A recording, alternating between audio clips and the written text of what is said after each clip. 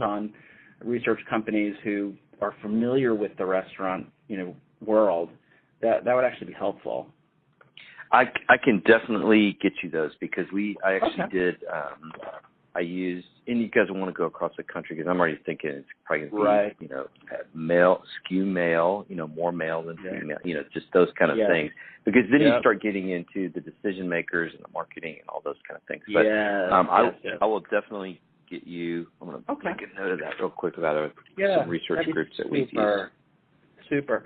So you've hit on it. We've been really, as we're developing the concept, want to make a clear distinction between grilling, backyard grilling, and barbecuing, or barbecue as a cuisine. The heavy sauces, Dickie's barbecue pit type of experience. This isn't that.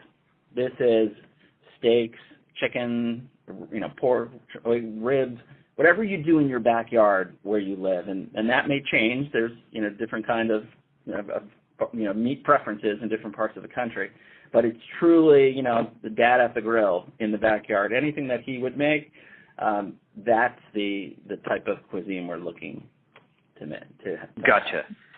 Gotcha. Dad off the grill as opposed to certainly not going completely after the barbecue. It's more about grilled meats, vegetables, fish. Got it. Yeah, that's why we were thinking something like the Kingsford American Grill. It's Americana. It's that. That concept.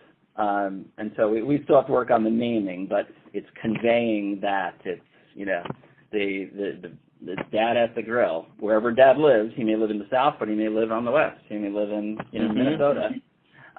But whatever he and the family like to eat, we would have available.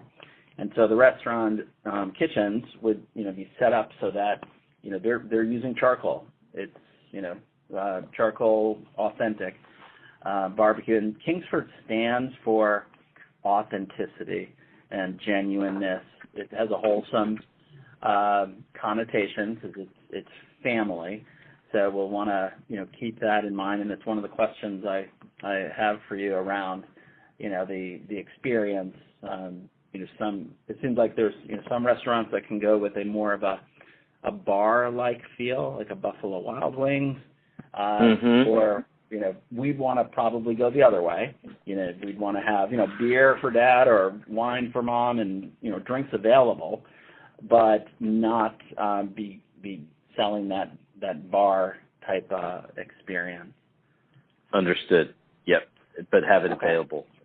Yeah. Do you so I've got a whole bunch of things to ask you. I'll dive in, but do you want to give me a top line of, I obviously have your bio, but if you want to add some context around, now that you know what we're interested in, kind of your background and how, you would approach something like this. Sure. So my background is 100% restaurant business since I've been out of college, and I actually worked in restaurants when I was a kid. So I love the business. I was with Brinker for 32 years, and I started out in finance. I'm a trained accountant, CPA, and so did that for about 20 years and did M&A, investor relations, planning, and then I was effectively the CFO of Chili's, not of Brinker, but of Chili's. My last piece of finance, which was a great job. And then they asked me to go into franchise and run our franchise group. So we had I had two brands on the border and Chili's.